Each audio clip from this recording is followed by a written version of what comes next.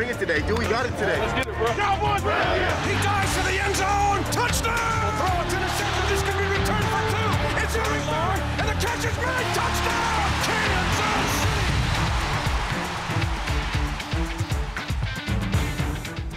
Hi, everyone, and welcome to Hy-Vee Chiefs Insider. Back in April, when the NFL schedule was released, the Chiefs learned they would be featured in a franchise record 6 primetime games. Many fans in the Chiefs' kingdom rejoiced, and the Chiefs coaches and players continued to push toward the 2017 season in preparing for reaching their ultimate goal. After defeating the reigning Super Bowl champions on opening night on the road, the Chiefs have also beaten a tough Philadelphia team and divisional foe, the Chargers, on the road. Now the Chiefs have reached October, where 4 of the next 5 games will be front and center for a national audience. First up is the Washington Redskins, and we'll get you ready for Monday Night Football at Arrowhead, right here on Hy-Vee Chiefs Insider. Monday night will be the 10th time that Washington and Kansas City have played each other. In the previous 9, the Chiefs are 8-1. Chiefs reporter B.J. Kissel has more on that in his 4-down territory on the Washington Redskins. And rookie Kareem Hunt has taken the NFL by storm after ripping the Patriots, Eagles, and Chargers for a total of 5 touchdowns and 538 all-purpose yards, second most all-time among rookies through the first 3 weeks of the season. This week, I sit down with his position coach, running back coach Eric Bieniemy, in an interview you won't want to miss. Also, veteran defensive end Alan Bailey, the Hulk, has been crucial to the Chiefs' defensive front, providing leadership and work ethic to one of the most improved positions on this Chiefs team. We'll bring you the Emmy Award-winning piece on Alan Bailey's hometown of Sapelo Island later in the show. But first, year after year, the Chiefs' secondary has been one of the best platoons in the league.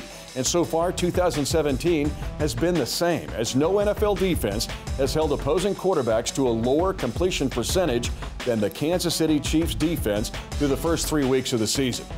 Veteran safety Ron Parker, who has been as steady as they come since joining the Chiefs in 2013, has played a huge role in their success, leading the Chiefs defense in tackles since his arrival and becoming a leader of the secondary in Eric Berry's absence. This week, we go under the helmet with safety Ron Parker. What an incredible catch! Swollen out the Chiefs with an onslaught! Chiefs trying to get lined up here defensively. They're trying to get the call made. That moment at Arrowhead was the biggest moment of my career. It's like Ron Parker's in the game trying to get the call.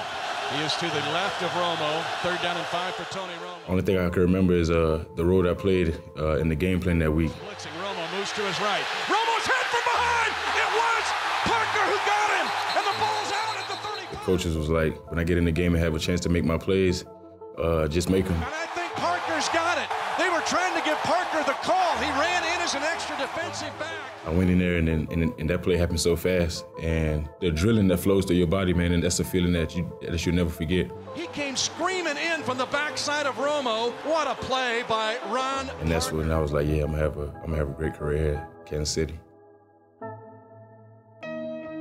Breaking news here on Around the League Live. Andy Reid has just confirmed that safety Eric Berry, the guy that has to step up, what role did he have? Because now you have to play another role, the trickle-down effect. With the loss of EB, man, I think the guys that stepped up, they've been in the room with us, and it's not their first rodeo. Receiver, and Eric Murray wraps around Nelson Aguilar and knocks it down. At the left side, it's intercepted on the far boundary. Terrence Mitchell, the ball floating.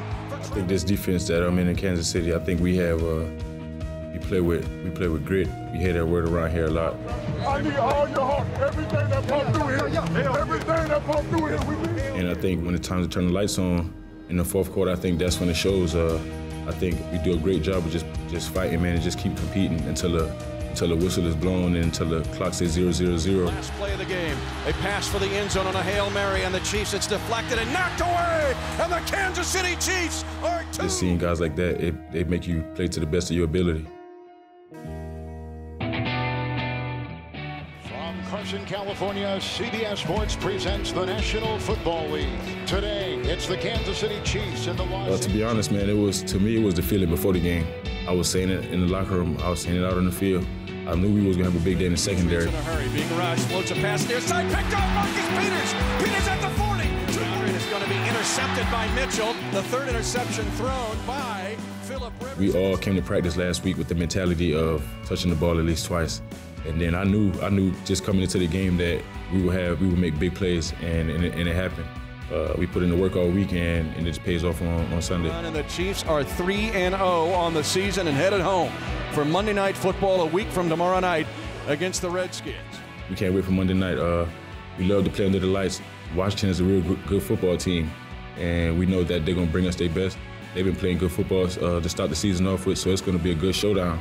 And I'm ready for the challenge, and the guys, I'm pretty sure they'll be ready, but we can be ready on this side in Kansas City.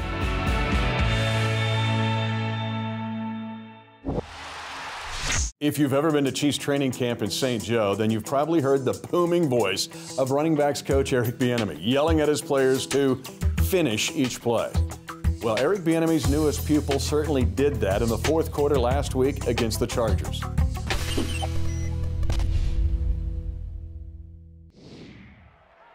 We're going to toss it right to Hunt, trying to get to the edge. 4-yard line, 3-yard line, 2-yard line. Stretching out for the pylon. He's got it. Touchdown, Kansas City. Eric, I have to ask you about Kareem Hunt first. I mean, this kid's had an incredibly special 3 weeks. Deep, and that's going to be caught on the run by Kareem Hunt. Big run. It's Hunt coming to life. Got it again. Long touchdown run, Kareem Hunt. Now, where do we go from here with him? Well, one thing about Kareem, the moment is not too big for him. He's done a great job of just remaining humble. Anthony Sherman does an outstanding job of keeping him grounded. Hey, you're here for a reason. Yes, sir. You're here for a reason. Yes, sir. You're right about that. The thing that he's always willing to do, he's always willing to learn. And he does a great job of working his tail off. Hey, if you need a break, we got 3-5, okay? And then Sharkandrick, where's he at right now? Happy. You know, Sharkandrick is Sharkandrick. But you know, he's a tremendous warrior. He does a great job of talking to 27 in between series. He's always talking to him about what's going on, what he thought he saw. And we got a great support system in our room. Those guys, they work off each other. They vibe off one another.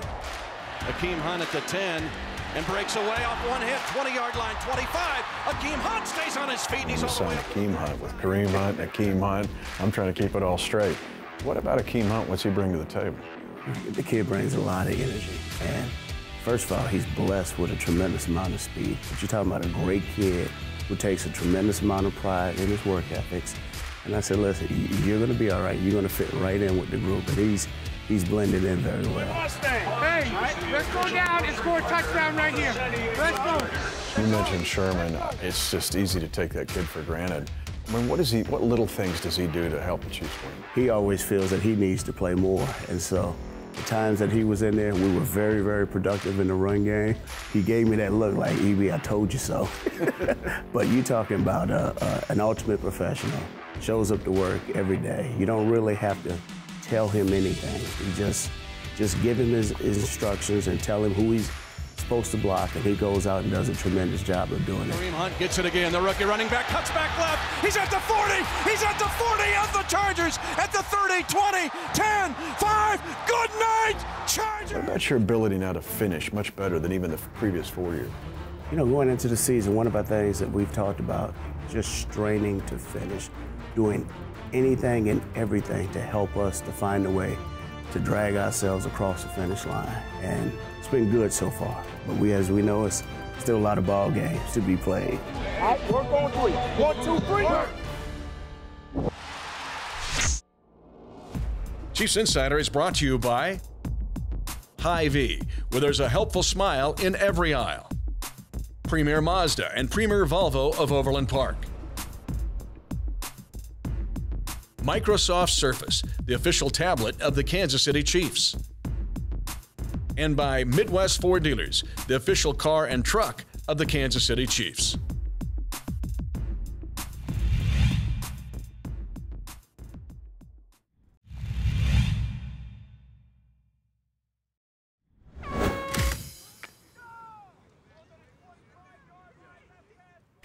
Hi, I'm Chiefs reporter BJ Kissel, and this is 4 Down Territory, where we take a look at numbers of note and names to know in the Chiefs' Week 4 matchup against the Washington Redskins.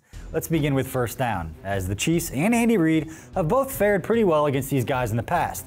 The Chiefs are 8-1 all-time against the Redskins and have won 6 straight.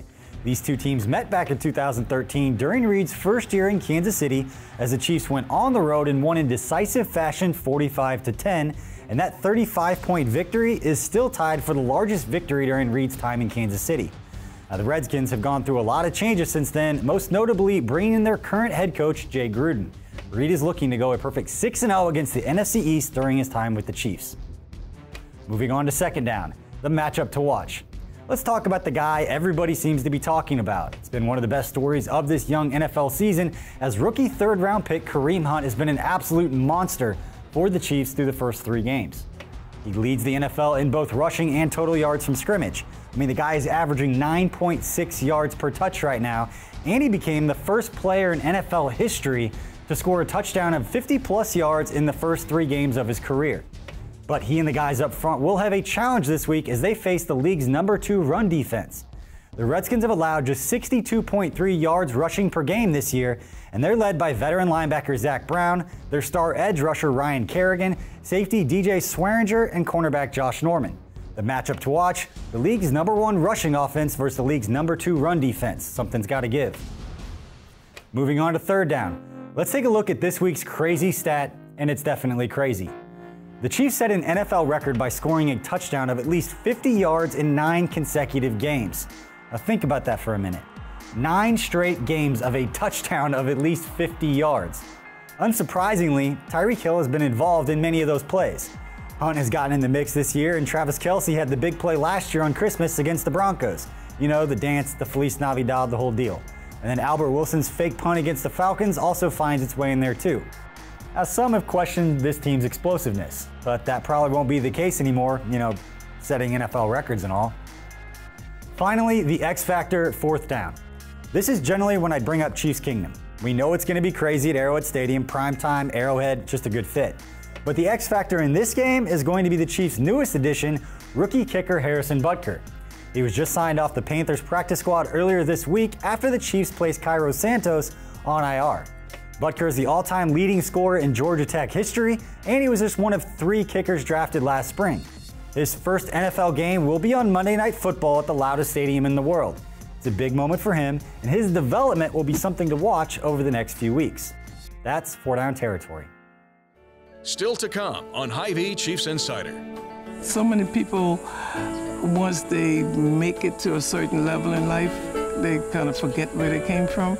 Allen have not forgotten where he came from.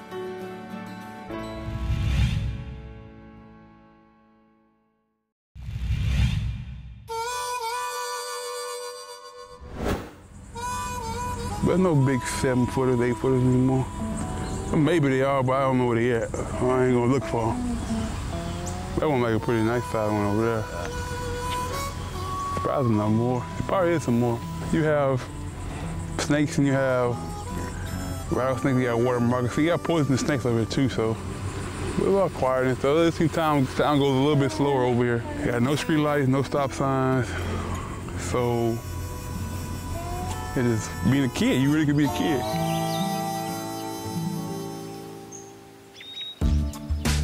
All along the Georgia coastline, as land dissolves into the tranquil marshlands spilling into the Atlantic Ocean, lie chains of narrow and remote barrier islands.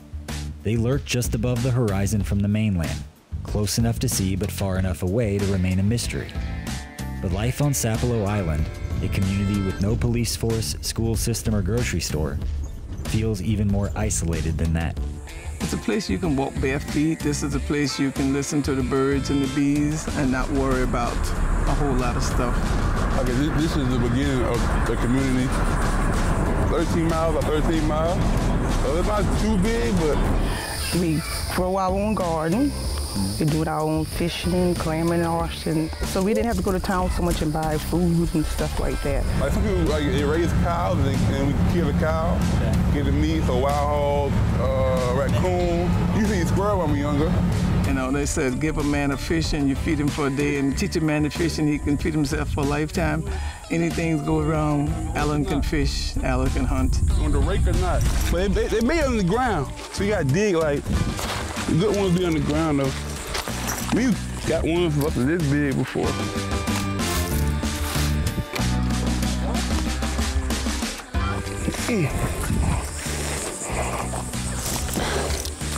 See if I catch anything.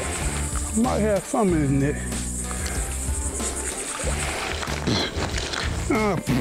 Like little fish. Had a lot of work. Make you tired. Got some strong shoulders.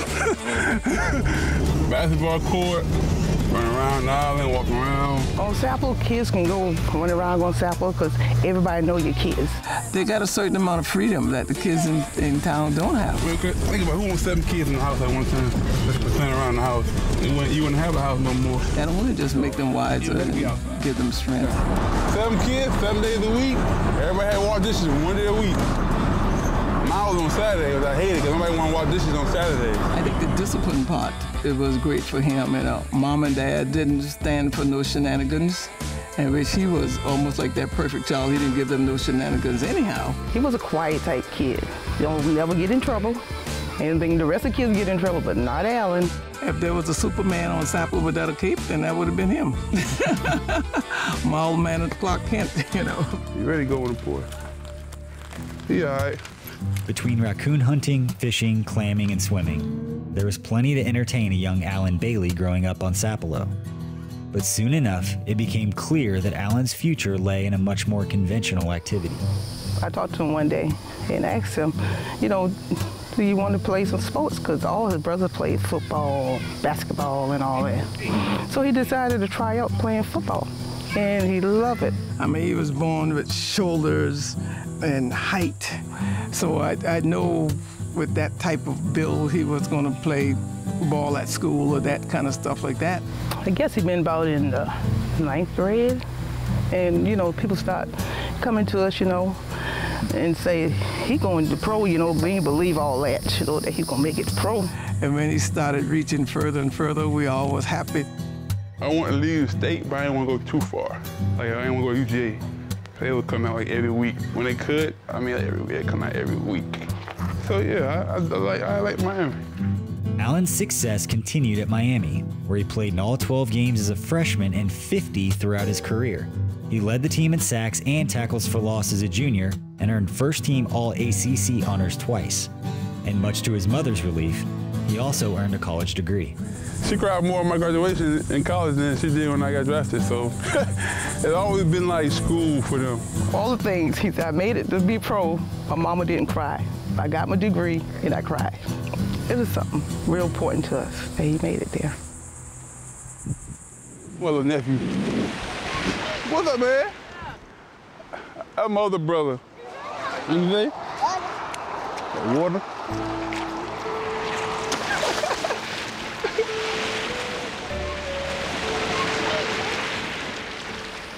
Say this is his time to relax, so he go back to the real world.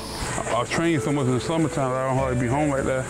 So I always try to come home before I head back to Kansas City for training camp, because that'd be the last time I get to come home to the bye week. So many people, once they make it to a certain level in life, they kind of forget where they came from. Alan have not forgotten where he came from.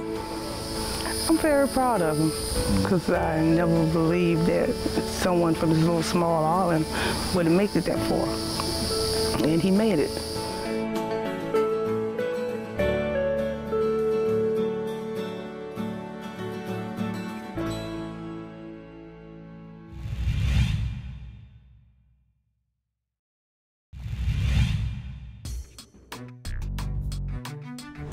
Thanks for joining us on the show.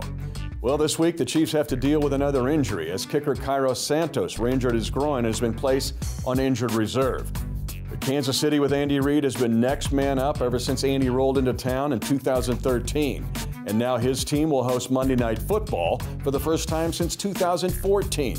And they hope for some more Monday night Chiefs Kingdom magic against Kirk Cousins and his high-powered offense as the Redskins roll into town, hoping to knock off another AFC West team after they beat the Raiders last week. Next week, the national spotlight will again shine on the Chiefs as they head down to Houston, Texas for Sunday Night Football. It'll be the 4th time in 3 years that these two teams have faced off in the Lone Star State.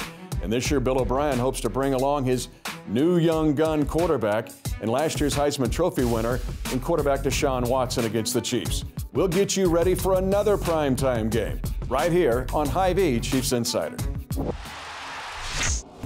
Chiefs Insider is brought to you by Hy-Vee, where there's a helpful smile in every aisle. Premier Mazda and Premier Volvo of Overland Park. Microsoft Surface, the official tablet of the Kansas City Chiefs.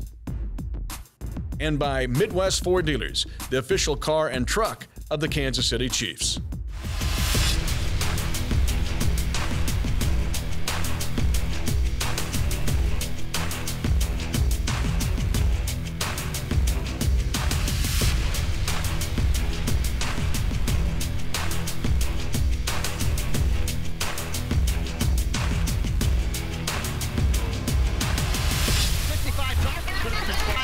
Toss power trap.